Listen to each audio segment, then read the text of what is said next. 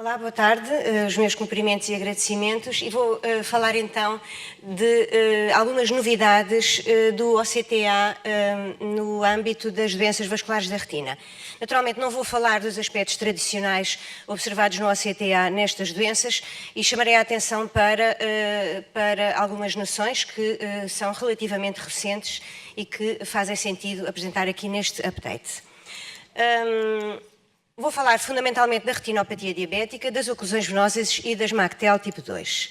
Começando pela retinopatia diabética, vou abordar alguns conceitos sobre a importância do OCTA na detecção precoce da doença, conceitos sobre a análise fractal e sobre a neovascularização. Começando pela detecção precoce. Chama a atenção de artigos que têm sido publicados e que nos apontam para a possibilidade do OCTA ser utilizado em doentes diabéticos sem evidência de retinopatia diabética.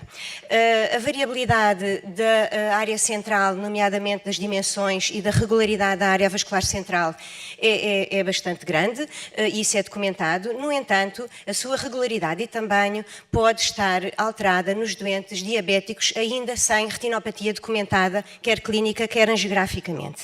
E então, sabemos que o OCTA é idêntico à angiografia fluoresceínica na avaliação das alterações microvasculares maculares associadas à retinopatia diabética e que estas alterações microvasculares são detectadas no OCTA em doentes sem retinopatia diabética clinicamente manifestada, nem com clínica, nem angiograficamente.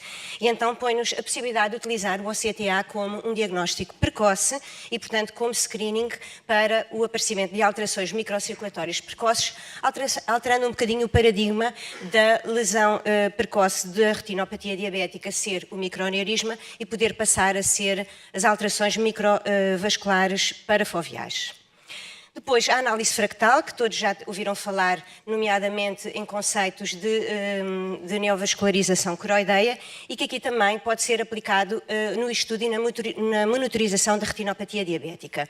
Rapidamente, a dimensão fractal, na análise fractal, as imagens têm que ser colhidas, segmentadas, binarizadas, e depois, basicamente, trata-se daqui de um fenómeno de complexidade e estudo da densidade de ramificação vascular.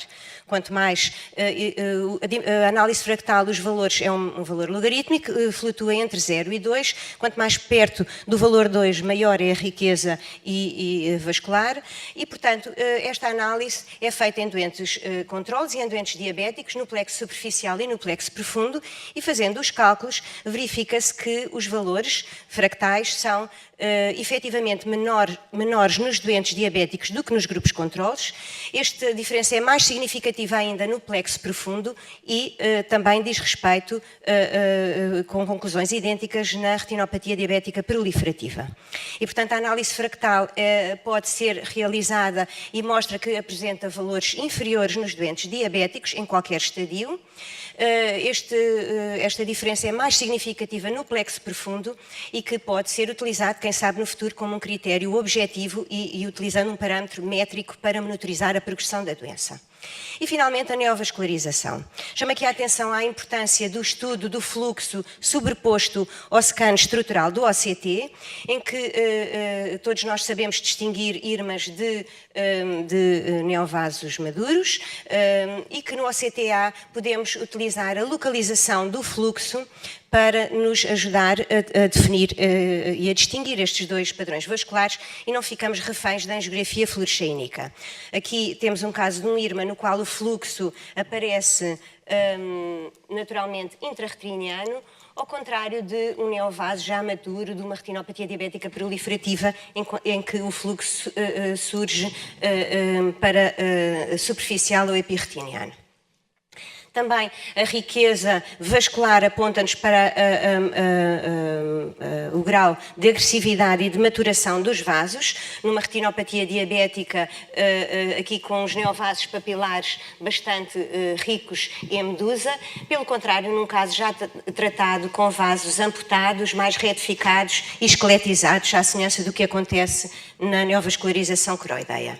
Chama a atenção aqui para um caso de um doente sem tratamentos prévios, um buquê neovascular bastante rico e ramificado e que, bem diferente de um doente já panfotocoagulado, nos quais os ramos neovasculares surgem como bastante mais retificados, esqueletizados e, portanto, com uma riqueza vascular muito menor.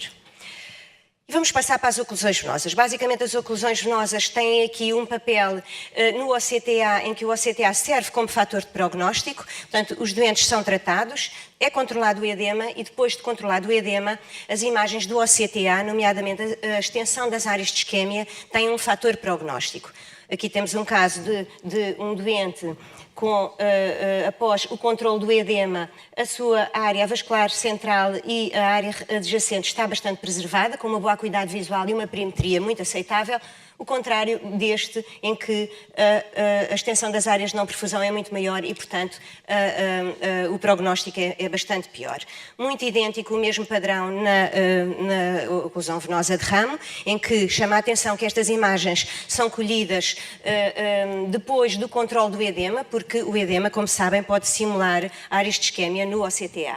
E, portanto, serve de fator prognóstico. Aqui, além dos fatores de prognóstico das oclusões venosas de todos conhecidos, nomeadamente a oclusão, a acuidade visual inicial, a idade, a extensão, aqui surge a integridade elipsoide, também é um outro fator, a gravidade do edema. Surge-nos aqui um outro elemento prognóstico importante, em que é a análise da perfusão macular e paramacular, serve de fator prognóstico após o controle do edema.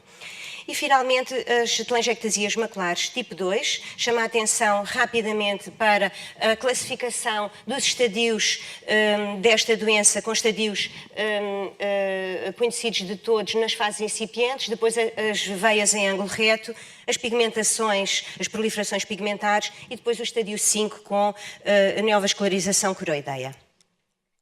Algumas imagens, aqui até ao estadio 3, o aspecto acinzentado, a veia em ângulo reto, posteriormente o aparecimento de proliferação pigmentar e aqui já um estadio com hemorragias e um estadio, portanto, proliferativo. Aqui o OCTA mostra-nos que na fase 3, ou seja, a fase de veias em ângulo reto, surge nas imagens de fluxo sobre o OCT estrutural, surge o aparecimento de imagens que mostram um fluxo linear, que é um fluxo que mostra a presença de uma anastomose. E aqui surge-nos um conceito novo, em que estas anastomoses surgem no estadio 3, portanto, no estadio das dilatações e das veias em ângulo reto, e, portanto, aqui as anastomoses não surgem como uma complicação da neovascularização, mas precedem a neovascularização. E é um conceito novo, em que aqui o estadio tipicamente neovascular das telangiectasias maculares é o estadio 5, e aqui é antecipado para o estadio 3, que é o estadio das veias em ângulo reto, que parecem estar muito associadas com estas anastomoses retinocoroideias e com as proliferações pigmentares. E permite-nos alguma reflexão sobre as telangiectasias maculares tipo 2 serem mais do que uma doença neurodegenerativa, com uma repercussão vascular secundária, mas ser, ab início, uma doença coroideia com anastomoses retinocoroideias precoces. E era tudo o que eu tinha para dizer.